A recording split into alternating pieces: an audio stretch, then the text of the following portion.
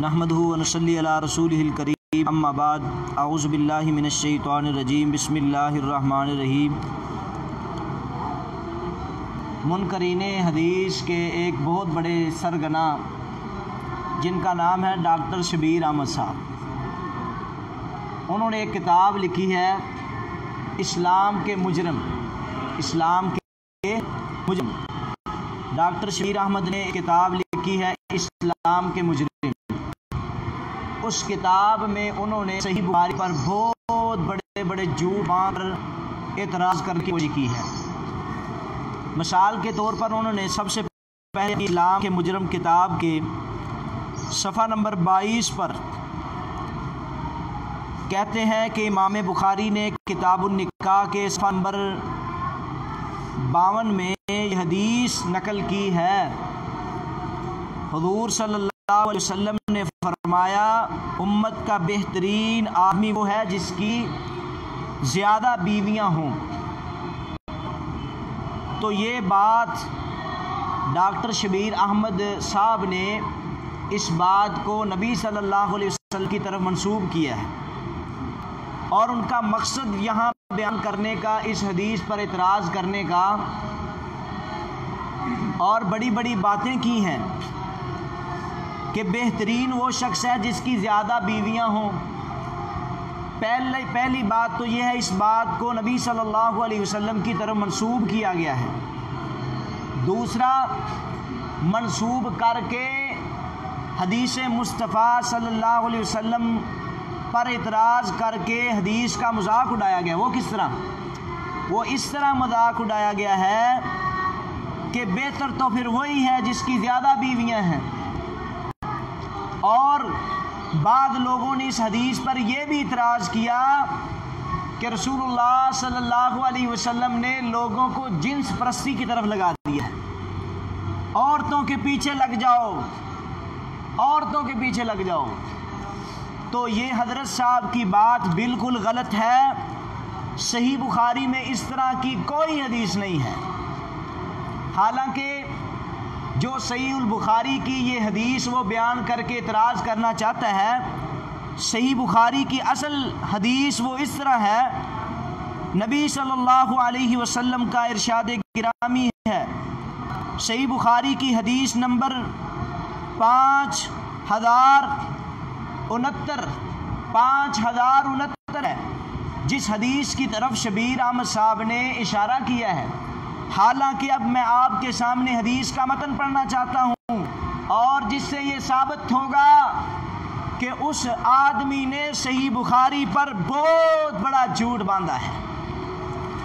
توجہ فرمائیے، امام بخاری رحمہ الباری سند بیان کرتے ہیں، قال حدثنا علی بن الحکم الانصاری قال حدثنا ابو عوانۃ عن رقبۃ عن طلحۃ الیمانی عن سعید بن جبیر رضی اللہ تعالیٰ عنہ سے مروی ہے، قال وہ کہتے ہیں قال لی ابن عباس، مجھے کہا کہ نے ابن عباس رضی اللہ تعالیٰ عنہ نے، حل تزوجت، کیا تو نے شادی کر لی ہے؟ تو سعید بن جبیر کہنے لگے قلت لا، میں نے کہا میں نے شادی نہیں کی، میں نے ابھی شادی نہیں کی۔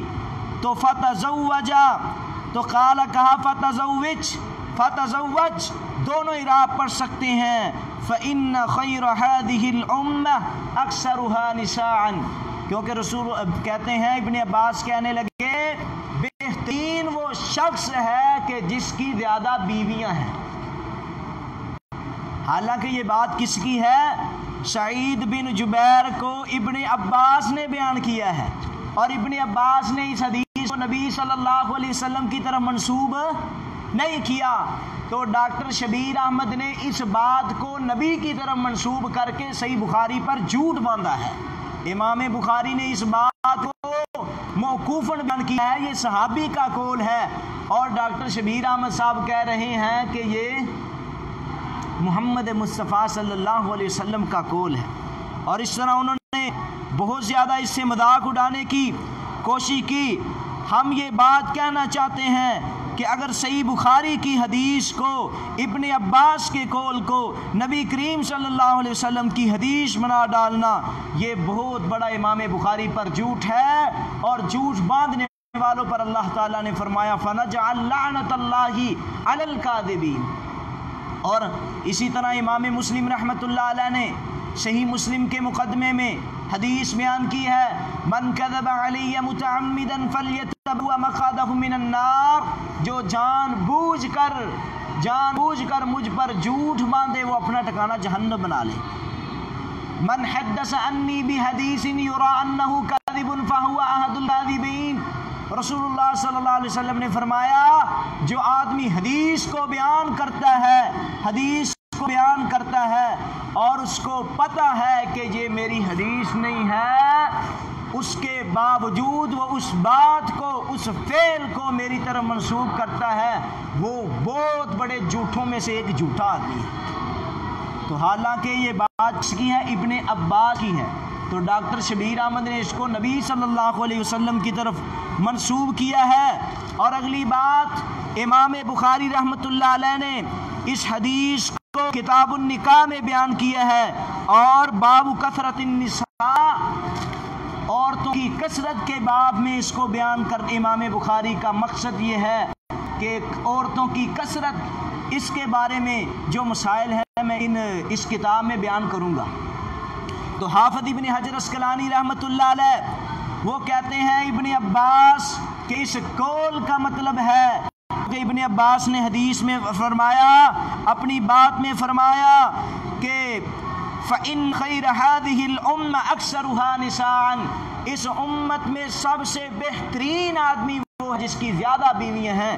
تو حافظ ابن حجر اسقلانی رحمہ اللہ تعالی فتح الباری میں کہتے ہیں، فتح الباری کی جلد 9 صفحہ 114 پہ کہتے ہیں کہ اس کا مطلب یہ ہے، ابن عباس کہنا چاہتے ہیں کہ امت کا بہترین ہے وہ شخص جس کی زیادہ بیویاں، اس سے مراد محمد رسول اللہ ہے، کیونکہ محمد مصطفیٰ کی بیویاں زیادہ ہیں۔ تو یہ نسبت ابن عباس نے نبی صلی اللہ علیہ وسلم کی طرف کی ہے، نہ کہ بعد والے لوگوں کی طرف کی ہے۔ اگر بیویاں زیادہ ہوں تو حقوق ادا نہ کرے، کیا وہ افضل بن جائے گا؟ دنیا کا افضل نہیں بنے گا، بلکہ اگر کسی کے پاس 2 بیویاں ہیں، ایک کا حق ادا نہیں کرتا، تو رسول اللہ صلی اللہ علیہ وسلم نے فرمایا کل قیامت کا دن ہوگا، اس کا ایک حصہ مارا ہوا ہوگا۔ اور رسول اللہ صلی اللہ علیہ وسلم نے فرمایا خیرکم خیرکم لاہلی، تم میں سے بہترین ہے وہ شخص جو اپنے گھر والوں کے لیے بہترین ہے۔ تو زیادہ بیویاں رکھنا، پھر حق ادا نہ کرنا، پھر کوئی آدمی کہے جس کے ساتھ پاس زیادہ بیویاں ہیں وہ نہیں، یہ بات نہیں ہے۔ اصل میں اس بات کی طرف اشارہ ہے کہ اس سے مراد رسول اللہ صلی اللہ علیہ وسلم ہے۔ آپ دنیا میں سب سے اعلیٰ ہیں اور آپ کی زیادہ بیویاں ہیں، کیونکہ آپ کو 11 بیویاں بلکہ اس سے بھی زیادہ رکھنے کی اجازت تھی، تو عام آدمی جو ہے امتیوں میں سے صرف 4 سے زائد نہیں رکھ سکتا، 4 سے زیادہ۔ اور اسی طرح ڈاکٹر شبیر احمد نے صحیح بخاری کی ایک اور حدیث اس پر جھوٹ باندھا ہے، بہت بڑا جھوٹ باندھا ہے۔ وہ کہتے ہیں، وہ الفاظ لکھتے ہیں اسلام کے مجرم، اس کے صفحہ نمبر 22 پر کہتے ہیں نبی صلی اللہ علیہ وسلم اپنی تمام بیویوں کے پاس ہر رات جایا کرتے تھے، دورہ فرمایا کرتے تھے ہر رات۔ تو اصل میں وہ مطلب پتہ کیا نکالنا چاہتے ہیں کہ اگر اس حدیث کو بیان کیا جائے تو یہ کہاں سے نکلے گا کہ رسول اللہ رات کا زیادہ حصہ عبادت کرتے تھے؟ 9 بیویوں کے پاس جانا، اور پھر یہ بھی بندہ ہو کہ میں سوتا بھی ہوں۔ حدیث آتی ہے نا، صحیح بخاری کی حدیث ہے وَأَنَا أَرْقُدُ، اور میں بیدار بھی ہوتا ہوں، سوتا بھی ہوں، رات کو آرام بھی کرتا ہوں۔ تو یہ اصل میں احادیث کا انکار کرنے پر لوگوں کو ترغیب دی جا رہی ہے کہ نبی صلی اللہ علیہ وسلم ہر رات تمام بیویوں کے پاس جاتے تھے۔ اصل میں اس حدیث کو منکرین حدیث کہتے ہیں، ہم رد کریں گے اس لیے کیونکہ رسول اللہ صلی اللہ علیہ وسلم پر تان آئے گا کہ آپ ہر رات اپنی بیویوں کے پاس جاتے ہیں، تو پھر عبادت کب کرتے تھے؟ رات کا زیادہ حصہ تو رسول اللہ صلی اللہ علیہ وسلم عبادت کرتے تھے۔ حالانکہ یہ حدیث صحیح بخاری میں کہیں موجود نہیں ہے، بلکہ یہ بھی صحیح بخاری پر بہت بڑا اعتراض باندھا گیا ہے۔ حالانکہ میں آپ کے سامنے صحیح بخاری کے حدیث کوڈ کرتا ہوں۔ بخاری کے اصل میں عبارت اور حدیث یہ ہے 5068 نمبر پر، قال حدثنا مسدد قال حدثنا يزيد بن زريع قال حدثنا سعيد عن قتادة عن انس رضي الله عنه ان النبي صلى الله عليه وسلم بے شک بھی صلی اللہ علیہ وسلم كان يتوف على نساء في ليلة واحدة، آپ صلی اللہ علیہ وسلم اپنی تمام بیویوں کے پاس ایک ہی رات میں جاتے، وله 9 نسوة، اور آپ کی 9 بیویاں تھیں۔ حالانکہ اس حدیث کے الفاظ ہیں کہ ایک رات میں، اور اس نے کہا ہے ہر رات میں۔ کتنا فرق ہے؟ ایک ہے ہر رات جانا، ایک ہے کبھی کبھار ایک رات گئے، تو اس کا بہت الٹ مطلب ہے۔